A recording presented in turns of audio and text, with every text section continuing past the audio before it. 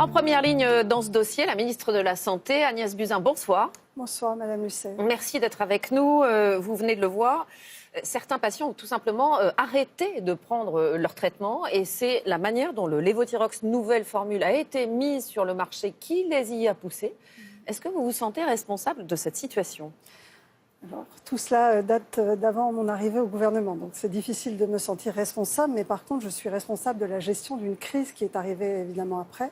C'est une crise lourde, importante ? Oui, c'est une crise de confiance dans la façon dont les pouvoirs publics en général sont capables de parler aux malades et sont capables de les entendre.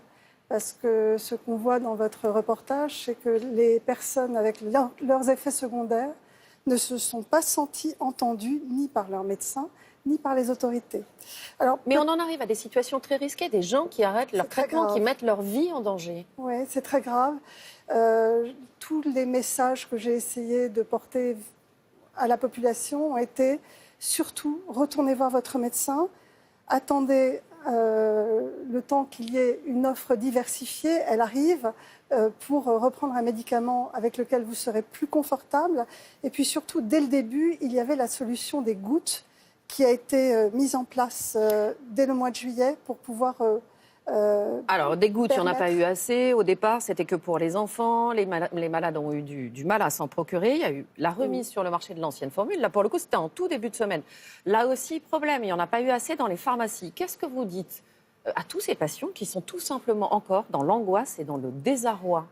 Alors, d'abord, rappeler que l'ancienne formule est temporaire, puisque aujourd'hui, nous commercialisons des stocks européens qui restent. Et ça ne va pas les rassurer. Si, parce qu'arrivent des nouvelles formules du médicament. Ce qui a été aussi responsable de la crise, c'est qu'un laboratoire avait un monopole. Et donc, quand les patients se sont sentis mal avec un nouveau médicament, ils n'ont pas pu changer. Et moi, je comprends le désarroi. Donc vous voulez lutter contre ce monopole ? Absolument. Donc, j'ai obtenu des laboratoires Sanofi qu'un nouveau médicament soit sur le marché le 16 octobre prochain. Dans quelques jours. Dans quelques jours. Et puis en novembre... C'est quoi ? Pardonnez-moi, c'est un générique ? Non, c'est un médicament non générique, fabriqué par Sanofi, qui est aujourd'hui commercialisé dans d'autres pays et qui sera disponible en France. Donc vous mettez Merck en concurrence ? Je mets Merck en concurrence et surtout il y aura également des génériques, au moins un, dans le courant du mois de novembre.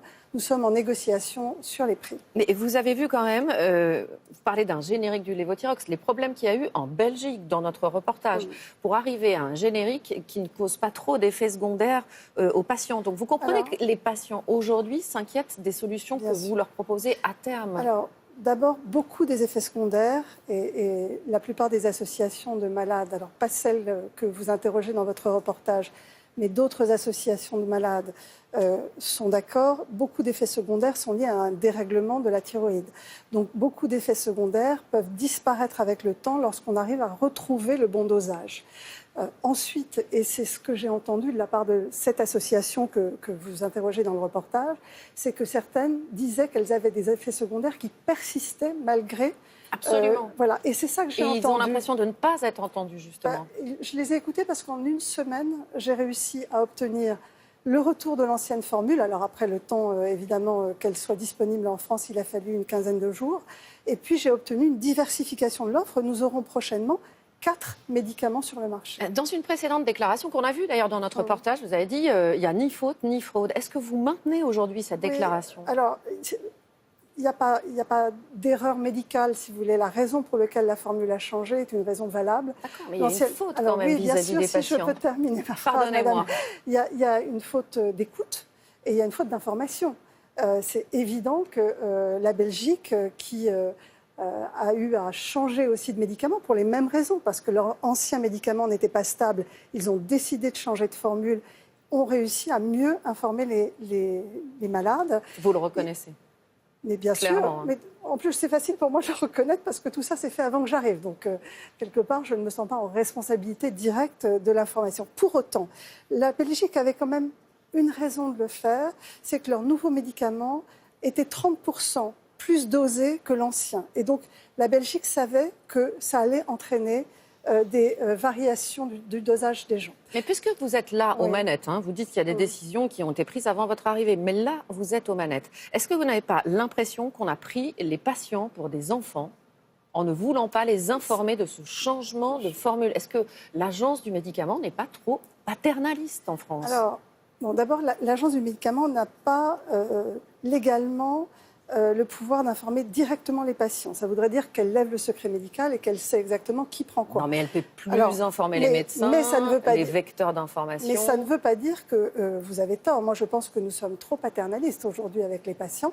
Je pense que les patients doivent être acteurs, ils doivent être pris en compte pour ceux qu'ils sont, c'est-à-dire ceux qui, en fait, sont traités et vont avoir des effets secondaires. Donc, évidemment, nous devons améliorer notre capacité à interagir avec les patients et pas seulement avec les professionnels. Mais c'est un problème qui dépasse le lévothyrox. C'est un problème du soin en général. Eh bien justement, j'allais vous parler de tout ce qui dépasse le lévothyrox parce qu'on sent une vraie méfiance vis-à-vis du lévothyrox. Mais il y a aussi les vaccins pour les enfants en bas âge, même méfiance. Il y a aussi la pilule, méfiance encore. Pourquoi il y a un manque de confiance qui s'est installé sur le médicament, le rapport au médicament, et qu'est-ce qu'il faut changer pour restaurer cette confiance? Alors, je lance une mission qui va démarrer dès le mois d'octobre avec un médecin qui est également journaliste et un représentant de patients pour leur demander de me faire des recommandations sur la façon dont on interagit avec les personnes malades autour des médicaments. Je crois que nous ne sommes pas bons et cette histoire n'en est qu'une... Pas bon du tout. Mais cette histoire n'en est que la énième... illustration. Oui, illustration. Et je pense que nous devons impérativement les mettre dans la boucle des décisions qui sont prises.